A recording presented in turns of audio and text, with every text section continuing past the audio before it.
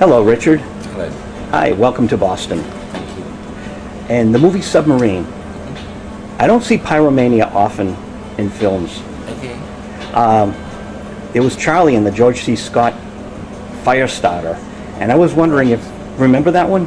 I haven't seen that. I know it exists. Is Drew Barrymore in it? Drew Barrymore is the little fire. She's Charlie, Okay.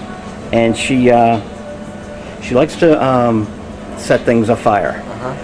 I was hoping Giordano would go into this whole routine of that. Right, like a Stephen King kind of thing. Yes, but as Oliver says, a little light arson. Right. So you were hoping more things would be set alight. Well, not that things would be set alight, but we get more into that aspect of her personality, which I found very intriguing for the movie. Right. Yeah. I mean, I think it's a bit of an affectation from her point of view. It's not. Yeah. What I imagine exists in the Stephen King thing, but probably is more of an occupation. I mean, I guess if something's called Firestarter, you need a bit of fire. And Oliver is a bit delusional, as the press said. Yeah. A little light arson's like getting a little pregnant. It's, you know. Right. Yes. Yeah. I think for him, light arson means there's no danger. But there's always danger when they play with matches. Sure. I mean, matches are capable of safely providing illumination in certain circumstances. But I thought it was a nice metaphor for the movie because they were playing with matches with relationships, parent, children, Sure. Yeah. with each other. Yeah. Everything was very explosive of a potential. Okay. Sure. Yeah. And then you delved into when she had to go to the hospital. Yeah. That fear that the children have about facing mortality. Yeah. I thought you dealt with that well. Yeah, and they worried about it being an overwhelmingly emotional experience, or it's very exacting, to have to go through something like that. In America, people don't often get British humor. Okay. Or, for example, Gilbert Gottfried was just on my show. You know, Right. the comedian? Okay, I don't know. He was the Affleck duck. And he twittered about Japan. Okay. And Affleck is a big insurer in Japan, so he lost his gig as the Affleck. Okay, I'm not aware of that. Okay, it was a big to-do here. Okay. But the Japanese culture didn't understand his kind of humor, which was to lighten the situation by making fun of it. Okay. So he wasn't being malicious as much as, this is what I do. Right. In America, it's the same kind of parallel. We often don't get British humor. Now, Nuns on the Run worked for us. Right, okay. And Vicar of Dilby. Okay. Are you familiar with? Yes. You know the marriage one where she punches out? I don't know that specific episode, no. That's a big episode here because it translated very well to America. Okay. Well, I suppose in the same way that I'm not really sure that there's one type of British person or one type of American person. I don't think there's one kind of British humour or one kind of American humour, and yeah, I don't think it's kind of a nationally sort of prescribed characteristic humour. I don't think you can just say, well, these 250 million people are like this. So the characters here you think will translate everywhere because it's youth and it's what young kids go through. I mean, for sales purposes, sure, let's say yes. Okay. But I mean, I don't know.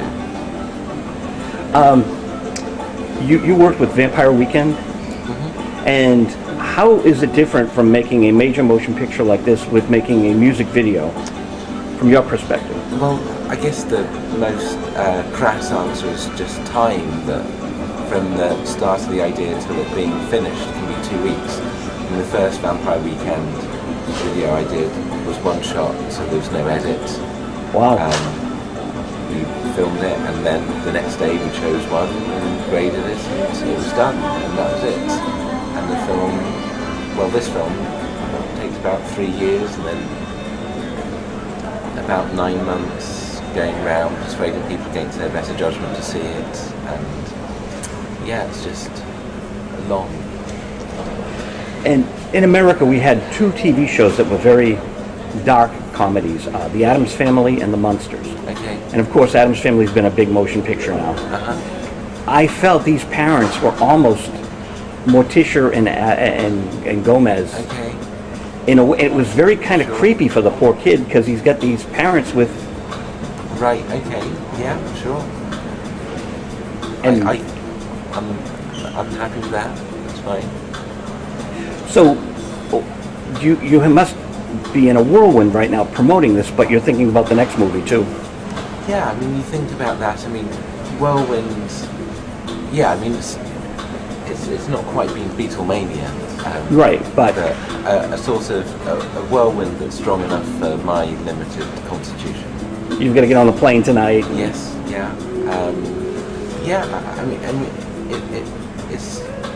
I suppose it's pleasing that people are interested at all in it, and so yes, it feels ungracious to talk about people wanting to find out about it. Now, do you go to screenings to see the reaction to your movie? I tend not to, because well, there comes a point when you just can't see it anymore. You've seen it so many times and you can't change it really, and in a sense what is right or wrong about that film isn't necessarily a lesson you can apply to something else. Now see, William Lychak was just on my show. He has a book, The Architect of Flowers, and he wants to be able to rewrite the books and rewrite them and rewrite them so they come out in different. You could actually reopen the film and get more into the pyromania. Yeah, you can, but you know, it's rare for right. I makers to understand. revisit films. They sort of reach a point where they're done. That's my dry American humor. I'm sorry. No, I'm a terrible laugher. I laugh about twice a decade. I have a real ossified face that resists any kind of levity. Yeah, but see, your face works better on TV than mine, and I'm the host, so. I don't know. I don't think that's true. I didn't get you to laugh with that one either, Richard. No, I'm the worst. I'm terrible company. So, Submarine is coming out in America around June 17th. Is it coming out simultaneous around the world? It's been out in Britain. It's out in New York and LA on the 3rd of June, and then out in some other places on the 10th, and then I think out in more places on the 17th. I think that's how it works. And will you do more music videos?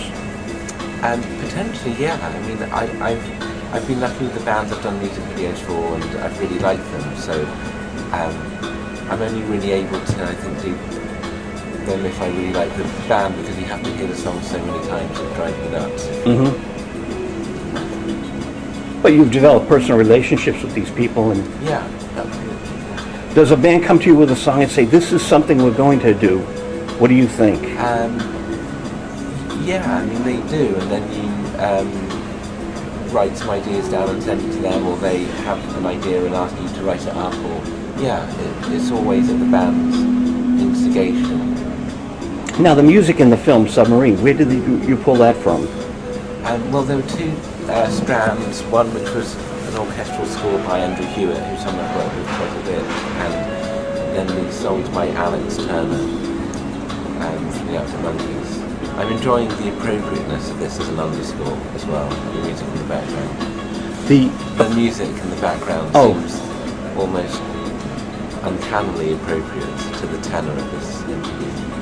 It is rather New Age. It's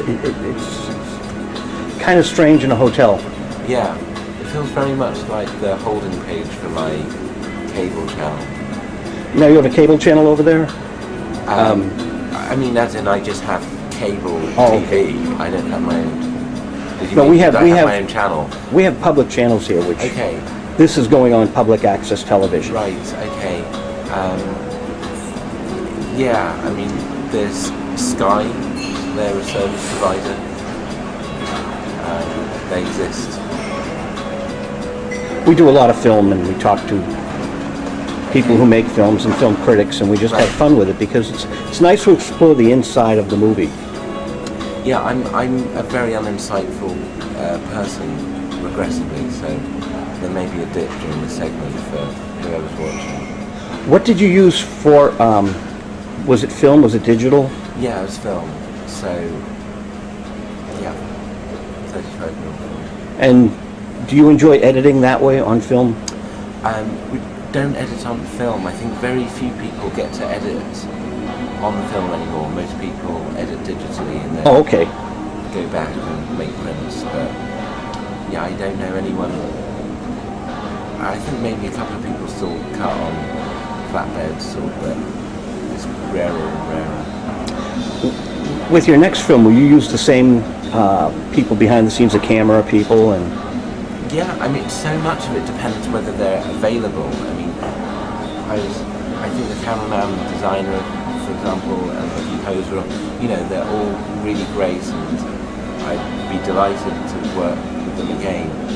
But very often, I mean, cameramen do a lot of films because they're around for a bit of the preparation and the shoot, so a cameraman can do maybe 5 films a year, and it depends whether they're free. I think very often, sometimes they're not around, and then you have to use someone else. But yeah, I've worked with Eric Wilson, who's a cameraman on a number of music videos, and I always call him to see if he's around.